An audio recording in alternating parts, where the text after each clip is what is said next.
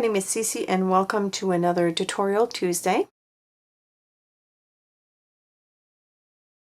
Today I'm creating a very quick but classy looking card using the new Embossing Diffuser set number 2 by Tim Holtz. The latest embossing diffuser, this is set number 2 by Tim Holtz Alterations. The Harlequin and Stripe set Texture Fades by Tim Holtz Alterations. A stamp by Penny Black, this one is called Casual. 2 big brush pens by Faber-Castell, Green Gold and Chromium Green Opaque. Art Anthology spray in Pesto. Rusty Hinge Distress ink as well as an ink applicator and a foam. Liquid pearls in Avocado. A water mister, some masking tape, an X-Acto knife, a pencil and a ruler. A piece of green shattered craft core cardstock by Tim Holtz. It measures 11 inches by 4 1/4 and you're going to want to fold that in the middle at 5 1/2. A piece of watercolor paper that measures 4 by 5 1/4. A piece of green twill ribbon as well as your die cutting system and your favorite two-way adhesive. Before I start the card, let me talk to you a bit about the embossing diffuser. I've used the first set in the past. This is the combo set number 2, so this is the newest release by Tim Holtz. In that set, you have 3 different shapes of diffuser. You have this kind of like Gothic window. So this is the diffuser and the insert. There's also a square shape and a rectangle. For today I'm only going to be using the Gothic window and I'm not going to use this part, although you can use it. Essentially what a diffuser does is that it acts as a blocker for an embossing folder. For instance, if I were to put paper in this embossing folder and run it through my machine, I would have this whole design embedded into my paper. By using the diffuser, whichever piece you use, so for instance if I use this piece over that embossing folder, I would have the embossed area only where that plate is.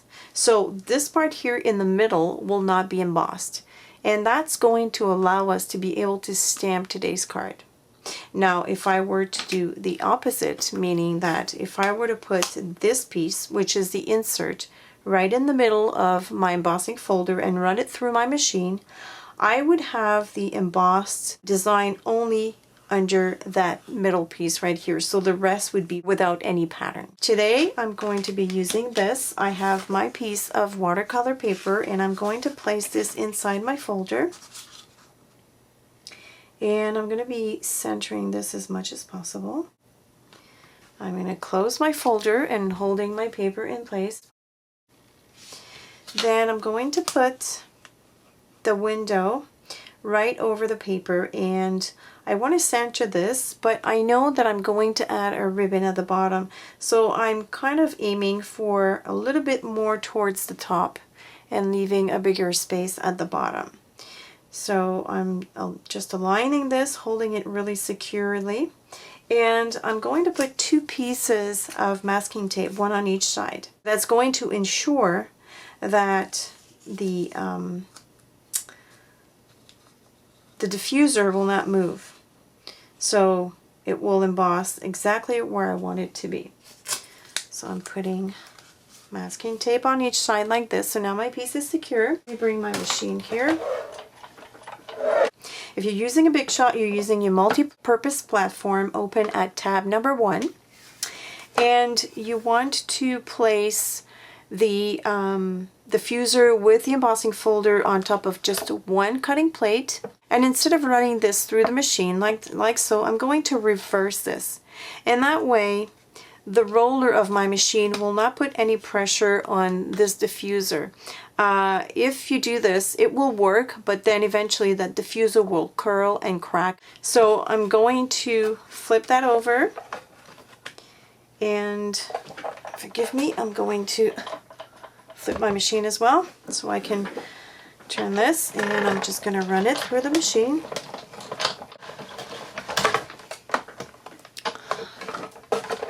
Okay, so let's put this aside, and now I'm going to remove this tape and show you the magic of the diffuser.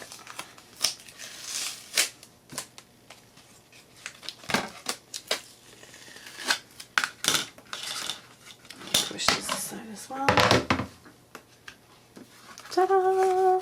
So as you can see, we've got the part in the middle that hasn't been embossed, and we have our design all around it. We'll add some distress ink and we'll also spray inside. So we'll make that window pop. So before I put this, the diffuser away, what I want to do is I want to place that back over my design.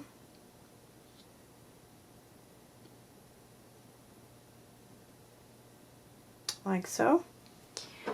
And I'm going to use the Art Anthology Pesto Spray to spray just very lightly the bottom here inside the window. So the rest of my design is hidden, so it's not going to be hit by the spray. And I'm just going to go very lightly. I might even aim, let me zoom back. I might even aim for the bottom here. There we go. And that's all I'm going to add. That's perfect.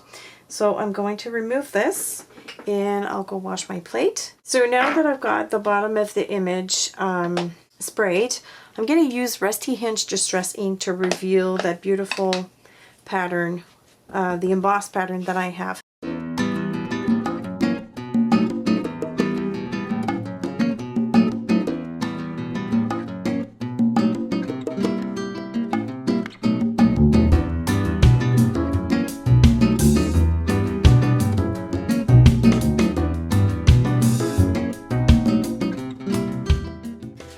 There we go.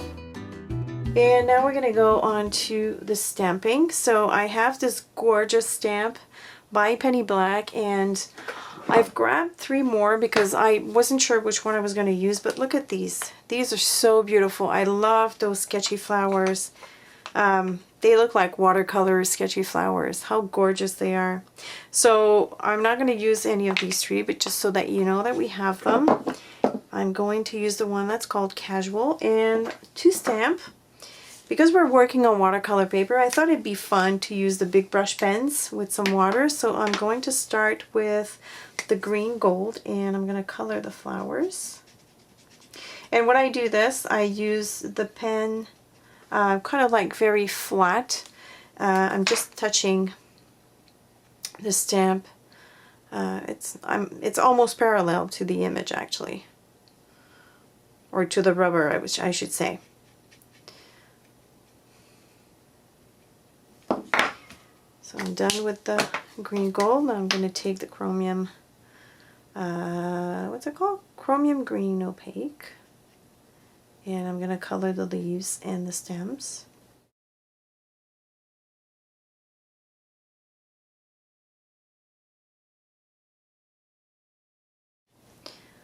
So I'm going to go in a little bit. There's some green there underneath the flower. And I'm not going to bother going all the way down because we're not going to stamp the whole stamp. So I'm going to use a Post-it note to mask the bottom of my card right here. And I'm going to move this aside because I don't want any water on my card. And I'm just going to spritz very lightly with some water. That's enough. And let me see. Dry this. Spray the card and I will stamp like this.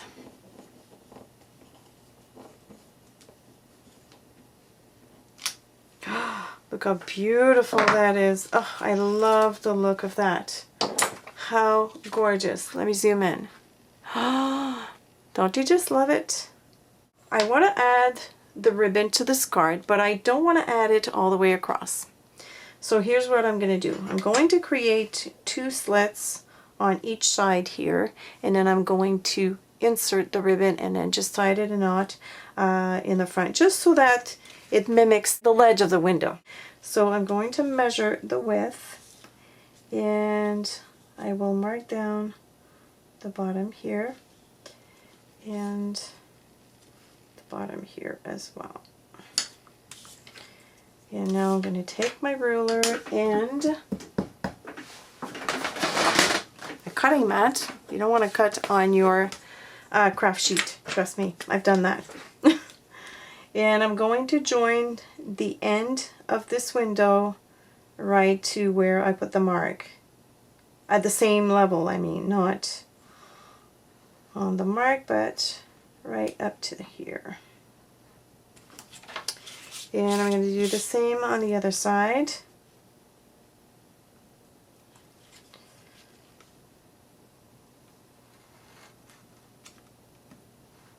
Okay, so these are the slits that I've created.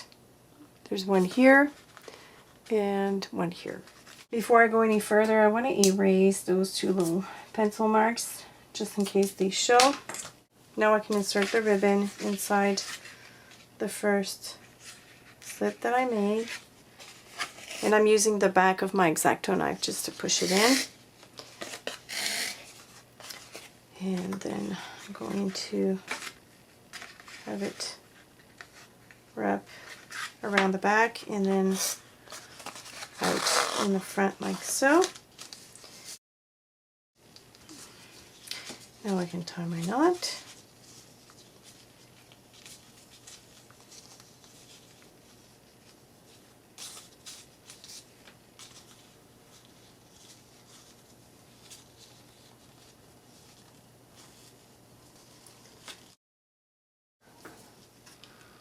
Tidy up the ends. Now I can glue this part onto the card base, and I will put quite a bit of adhesive just because we have a design and it curled the paper a little bit.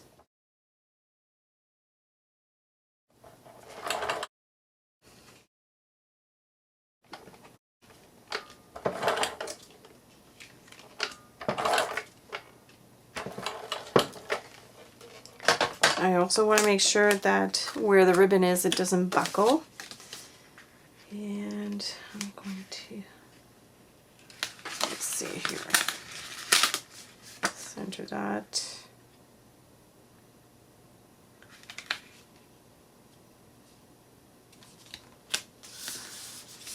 Like this. Lovely. And all that's left to do is add a few dots of the avocado perfect pearls in the middle of the big flower.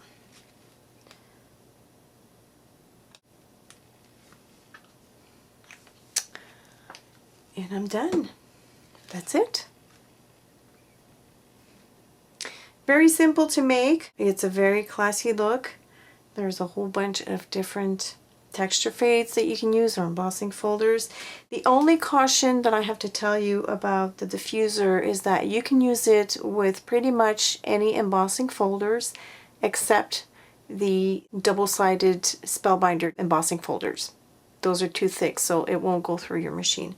But any other companies that make the same thickness, like the Sizzix or Tim Holtz or Cuttlebug, there's Darice, all the other companies that make these that are not reversible or double-sided, they're fine. So that is it for today. I hope that you've enjoyed this tutorial. As usual, if you have any questions or comments, leave them below, and I will talk to you on Friday.